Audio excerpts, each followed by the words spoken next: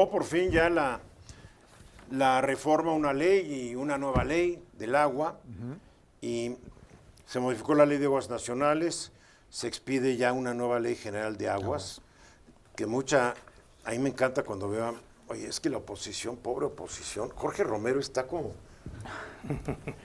le quedó muy grande el cargo, lo oyes hablar. A Azucena Oresti le estaba haciendo una pregunta en la mañana, se le hizo como 3 veces, y como no quería contestar, bueno, después contesto, porque hubo 4 panistas que votaron a favor de esta ley. Sí, sí. Entonces le dicen, y 11 se abstuvieron, y todavía el payaso dice, el PAN estuvo en contra.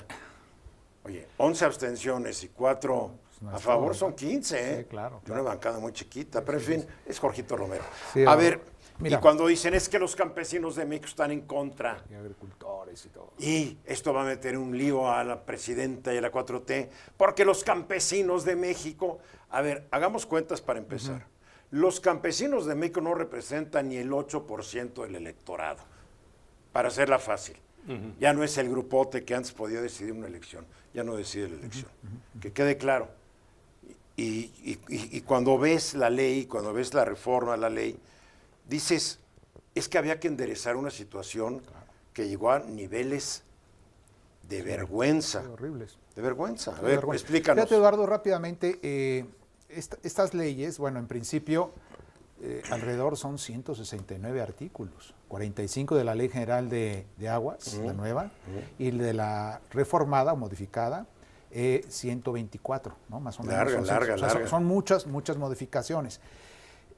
El dictamen es alrededor de más de 500 páginas, ¿no? Entonces hay que meterse a leerlo y entenderlo. Que la mayoría de los claramente. críticos no lo han leído, incluidos los del PAN que están en la Cámara de Diputados. Ese es el primer aspecto que hay que Los entenderlo. del PRI, ¿no? no ¿Dónde leen estás nada, ¿no? parado? ¿Qué es lo que vas a entender? Ahora, este problema no es de ahorita, Eduardo, viene desde el 2012, porque el derecho al agua, como está en la Constitución, fue constitucionalizado, es decir, se subió a la Constitución. Y también decía, tienes 365 días más o menos para poder hacer una nueva ley, los legisladores. Entonces, ahí viene el planteamiento. Dentro de todo ese planteamiento, la rectoría del Estado, del agua, le corresponde al Estado, al gobierno, no hay manera. Es decir, yo te voy a regular, yo te voy a decir... Porque te el voy agua a es propiedad de la nación. De la nación, y te voy a Punto. concesionar de esta manera. Yo tengo que regularte, y eso queda en estas leyes, en principio, ¿no? Ahí es el primer aspecto que hay que entenderlo desde el punto de vista constitucional y ahora las leyes. Ahora, estas leyes no han terminado de ser, obviamente, en su momento y se vayan a aplicar. Se dice que ayer se aprobó en el Senado y se mandó al Ejecutivo. ¿Qué sigue en el Ejecutivo? La tiene que, obviamente, publicar y, obviamente, darla a conocer en el Diario Oficial de la Federación. Esto dice la ley, las propias leyes entrarán en vigencia al día siguiente. Pero al entrar al día siguiente no quiere decir que se apliquen de manera inmediata. Okay. Se tiene que hacer un reglamento, Eduardo. Y ese reglamento puede, en su momento, desde mi punto de vista, subsanar muy probablemente algunos errores que pueda haber en estas leyes, ¿sí? En ese contexto. Entonces, ahora el reglamento tienen que, obviamente, elaborarlo y, obviamente, darle armonía con las propias leyes para que puedan aplicarse. Hay un tema muy particular que a mí me saltó en relación cuando se hablaba del problema de las concesiones con las herencias, ¿no? En el caso de los agricultores, en el caso de los campesinos. Esas concesiones, por supuesto, tienen muchos años.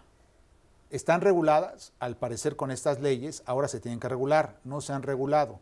La herencia de esas concesiones a la familia, a los herederos, es como te lo platicaba hace rato fuera del aire. Sí, no quieres que alguien se muera intestado, sino que el dueño de esa concesión, ese campesino, tiene que dictar un testamento, Sí, heredándosele la a sus propiedad hijos, con la concesión la dentro. concesión. Y para eso va a haber una regulación a través de Conagua y todos ellos, ¿no? Todos estos organismos nuevos que están creando, bueno, más bien restableciéndose sus facultades en ese sentido.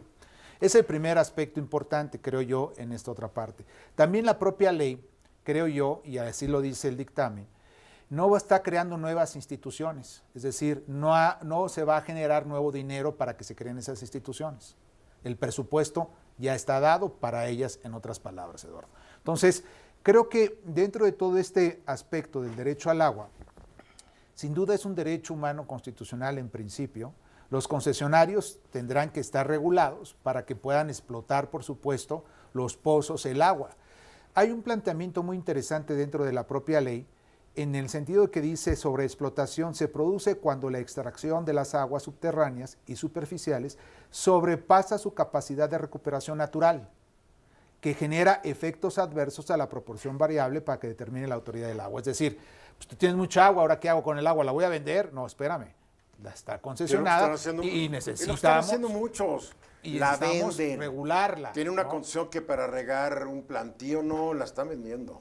Sí, yo, si no me equivoco, desde la campaña de Claudia Sheinbaum ya venía hablando de este problema del agua y había ofrecido que lo iba a solucionar. Sí. Porque precisamente ha habido abusos y ha habido gente que a través de ha acaparado muchos títulos y entonces se desvirtúa el sentido del agua, se vuelve una mercancía. A ver, pero esto se permitió es porque derecho. Los gobiernos neoliberales, como se llaman, empezaron a dar concesión. A ver, aquí hay dos exgobernadores que hoy son senadores, Francisco Ramírez Acuña de Jalisco y Miguel Márquez de Guanajuato.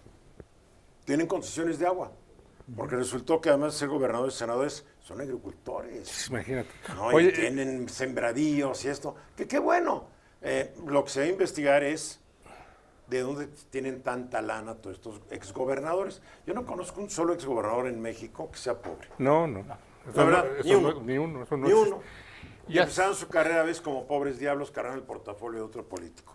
Aquí el hecho es que tanto Ramírez Acuña como Márquez dicen que sí tienen concesiones, están en regla, que si la autoridad encuentra una irregularidad, están dispuestos a que se las cancelen. Es una buena actitud, pero hay mucha gente que arrancó toda la campaña en contra de esta reforma porque hay mucha lana de por medio. Hace 2 días o ayer, o anterior, Eduardo, que vino el de Conagua, dijo sobre Duarte. Estuvo por Zoom. Duarte, el exgobernador de Chihuahua, que también parece que... No, Duarte tenía una presa. Una presa particular, una presa. Imagínate. Pero creo que lo peor es que ni con concesión se la robó a lo... O sea, había unos grandes abusos. A la brava. Y hay un tema aquí, Eduardo, en la propia ley, en la ley de aguas nacionales, que habla de la seguridad hídrica.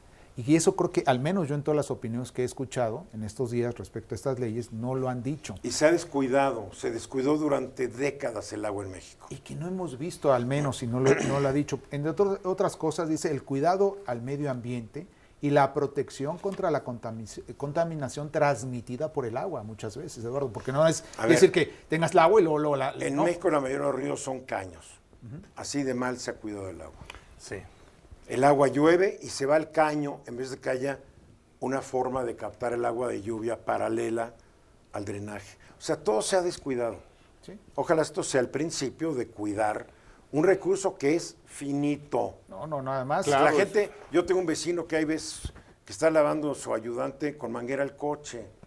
Digo, un día la va a prender y no va a haber agua. Es finito y cada vez va a ser más escaso, sobre todo en las zonas donde más calor va a haber. Y México no tiene mucha agua, tiene mucha agua en el sur del país, pero ya a partir del centro del país, hasta el norte hay muy poca agua, hay que cuidarla. Sí, sin duda, Eduardo, esto sigue aún todavía, estas leyes, digamos, se tienen que aplicar con un reglamento, que muy probablemente tendrá que salir pronto, sin duda, para que se regularice todo esto, ¿no? Entonces, pues ahí está, hay muchos aspectos más de esta propia ley, te digo, son... ¿Qué es lo que más te gustó de esta ley?